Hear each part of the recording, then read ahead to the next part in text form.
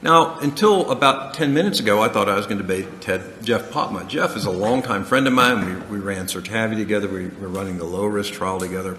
And those of you that know that Jeff is a talented interventionalist.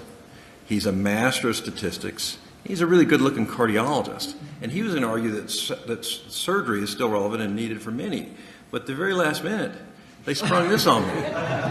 Mario came in, and so now I'm up against the Minneapolis Heart Hospital, and that's really, I don't know if I can go against that, but I'm going to do the best that I can. So to do, like any debate, what you want to do is you want to start off by setting the context of what we want to debate. What are we really trying to do with this debate? Well, we want to predict the future of TAVR without having all the data yet. So how do you do that? How do you predict the future? Bayesian analysis. So statistics, there's lies, damn lies, and statistics, but we all know statistics. And frequentist statistics, which we usually use, like Kaplan-Meier, use events to predict probability. But Bayesian uses probability to predict events. And I learned this from Popma in the SAVR trial. So I know Popma believes it. If Popma believes it, I'm sure Mario believes it too. Now, in SAVR, what we did is we wanted to get our data out early. And so using Bayesian, what you can do is that with a 24-month primary endpoint, we can set a trigger point that when 1,400 patients came along, we can show that mathematically we can then have a look at the data. And what we do is when we hit 1,400 at 12-month follow-up, we then look at those that have reached 24 months and the outcomes and how they got there. And we use that to inform a predictive model of how they got there. Then we go back and look at those that haven't reached 24 months and what events they have seen, and we apply the predictive model to them, and we move them forward to 24 months, predicting where they're going to be. We combine this kind of known and imputed data, and we come up with a posterior distribution of the differences at 24 months. And we know that if the difference, since we had a non-inferiority margin of 7%, that the difference between the TAVR rate and the SAVR rate, Reardon and Popma, was greater than, the area under the curve of posterior probability was greater than 0.971, then with an alpha rate of less than 0.05, we'd have non-inferiority. So what we did is we took all the trials that are out there that are randomized, all the landmark trials, and we set a trigger point for pre-specified analysis to occur when all the intermediate trials were done. We used those to inform our modeling of what was going to happen in the future trials, and we use that modeling in the two trials that are ongoing together. And again, if Reardon minus Popma is less than 0.07 and the area under the curve to the left of 0.07 is greater than 0.71, well, I'll be non-inferior to Jeff in this debate. However, if we move the line to 0 and greater than 0.71 is left to 0, then I will actually be superior to Popma and now Mario in this debate. So what do we know? What's the data out there? We know extreme risk, not really randomized. Partner Partner B randomized against medicine, and we had a 20% difference, went on for 5 years. CoreValve came along, we couldn't randomize against medicine anymore. It was really unethical, so we set a performance goal of the 95th percent lower survival partner, and we beat that easily at 1 and 2 years. So we know we got a 1A for that. That was a pretty easy pickings. Partner A came along, randomized against surgery. No difference in mortality from year 1 to year 5.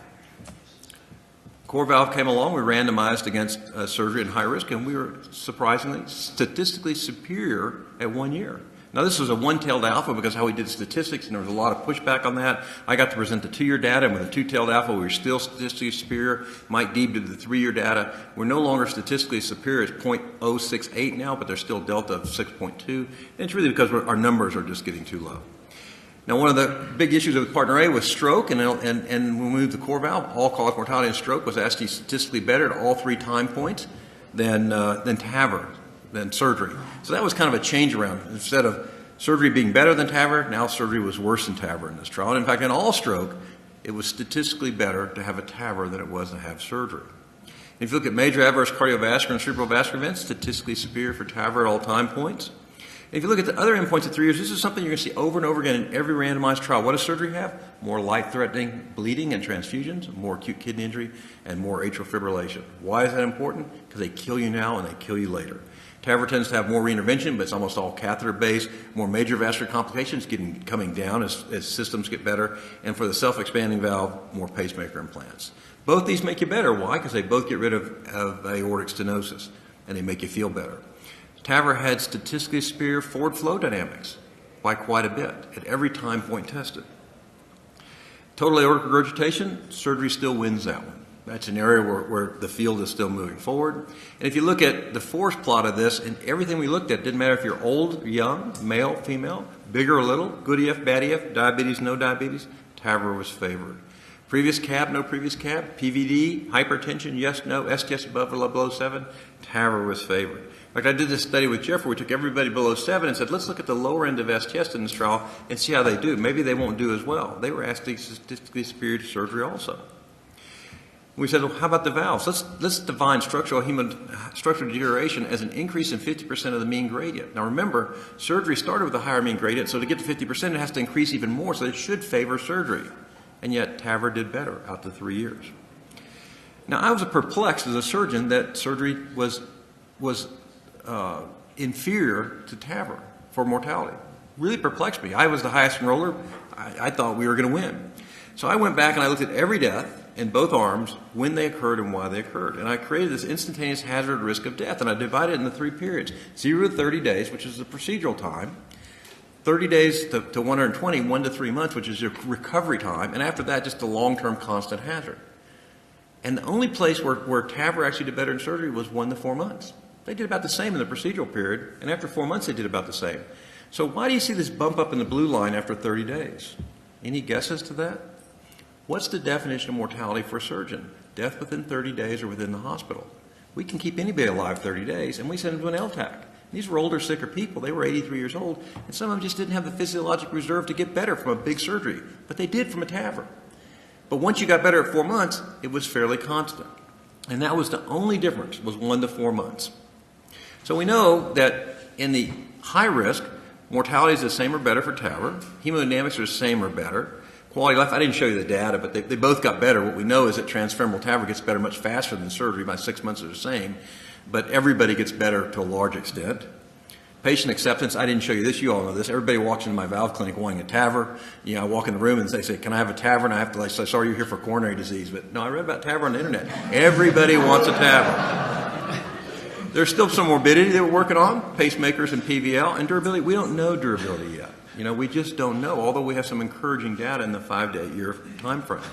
So we get a class 1A for high risk, which is pretty amazing. So TAVR is a treatment choice for high risk patients that are anatomically TAVR suitable. Now, the anatomy, I know Mario's going to bring that up, but that's written in smaller letters because we all know that's less important.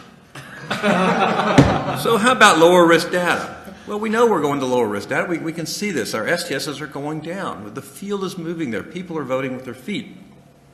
We have 2 intermediate risk trials, the Partner 2A. Partner 2A, you all remember, was randomized surgery versus TAVR, and it was stratified by access, transfemoral or transapical or direct aortic. It was a great trial, over 2,000 patients randomized, superb follow-up. Still older patients, you know, almost 82 years old. STS still almost 6.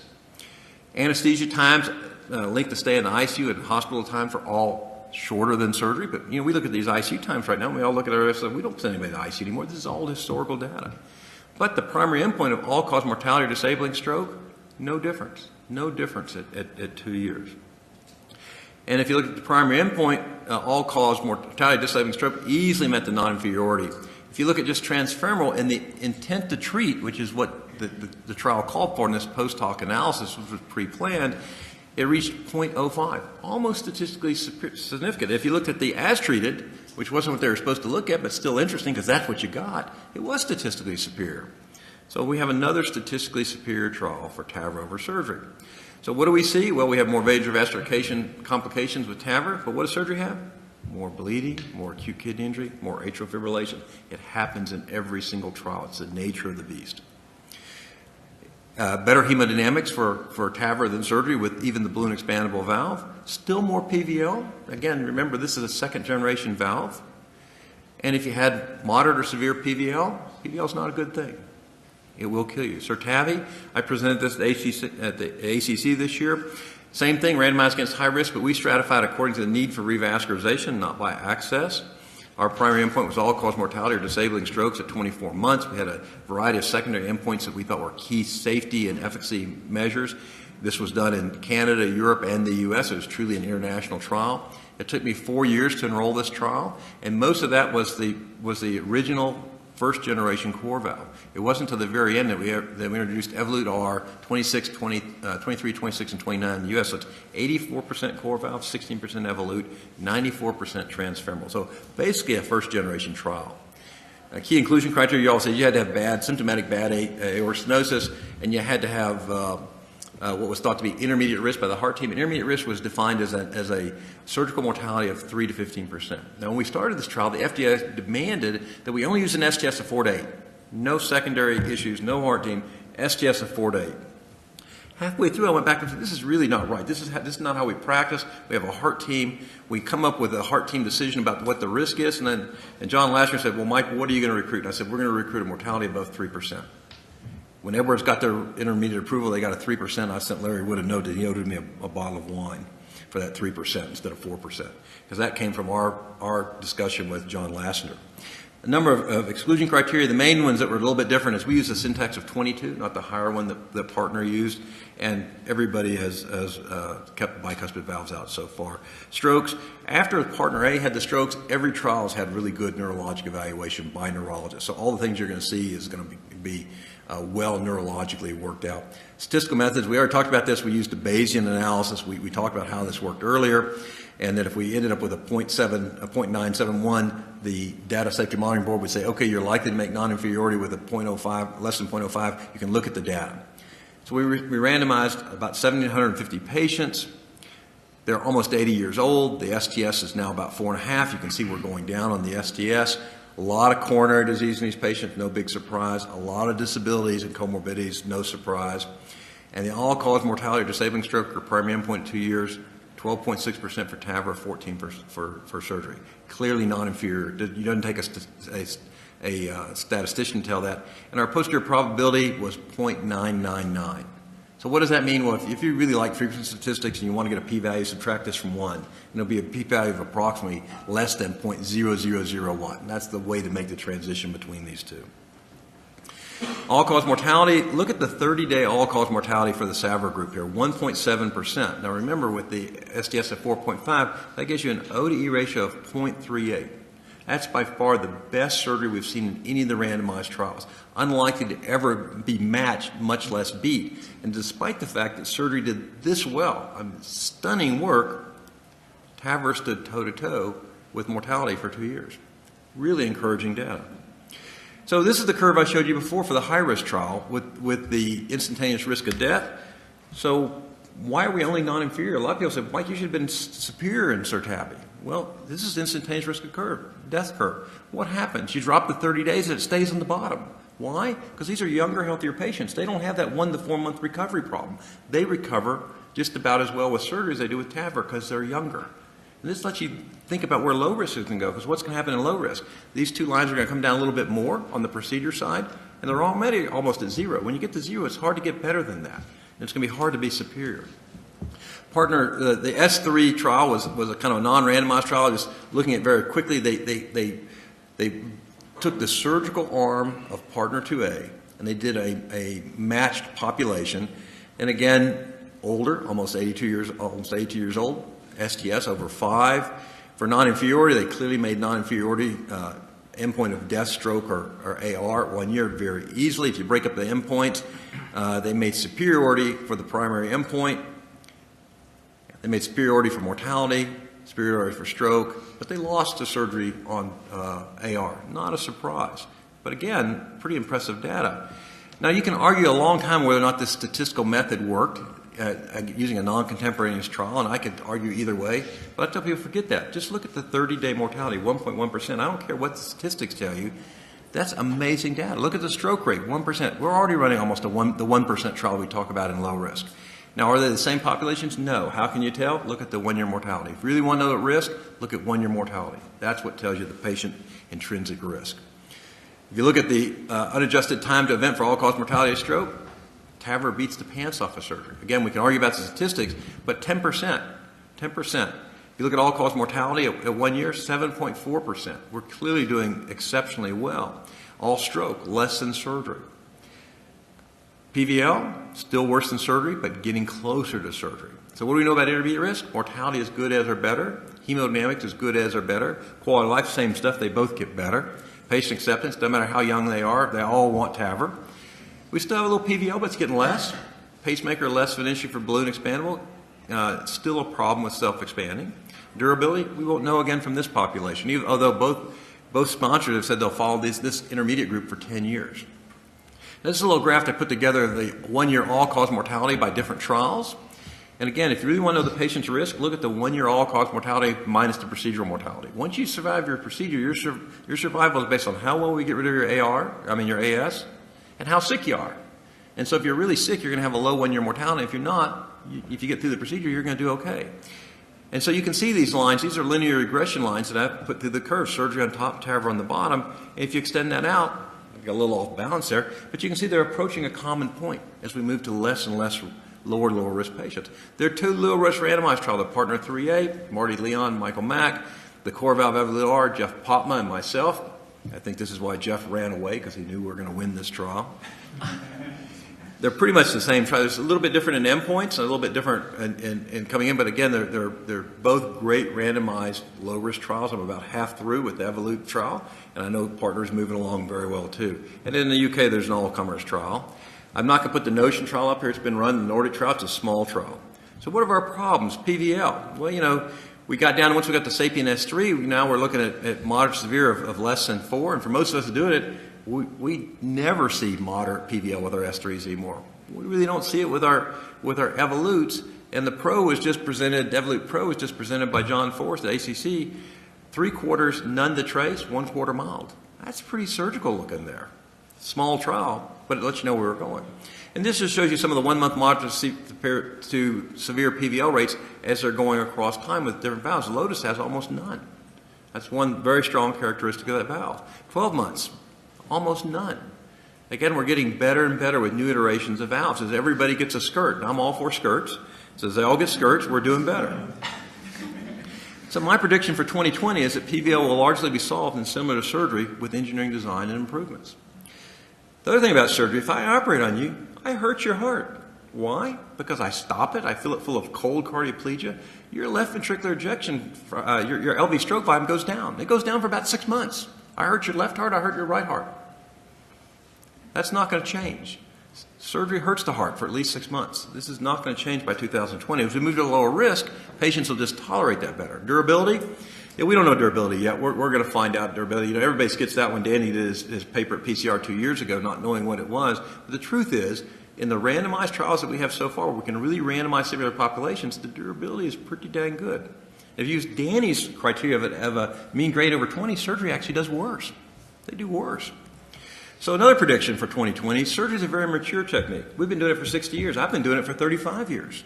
Gotten fairly good at it. TAVR is young and likely to undergo substantial improvements. It has already.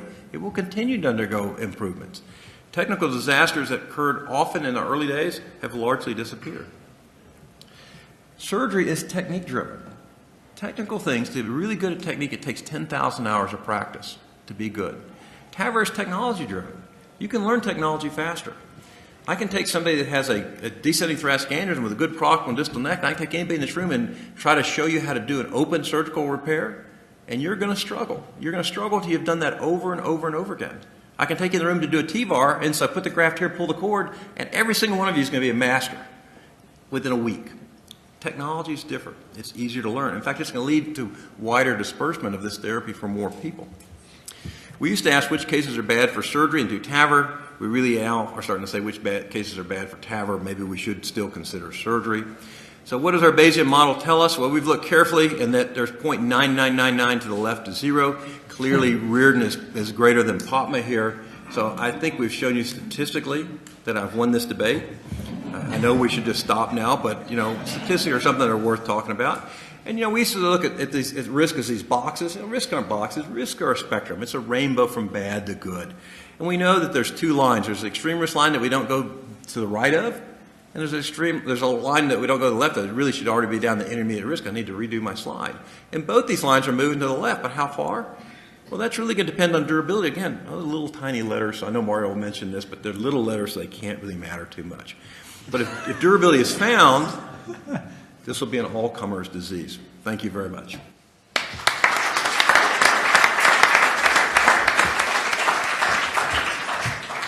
I feel like I should give Dr. Reardon a mic to drop right now.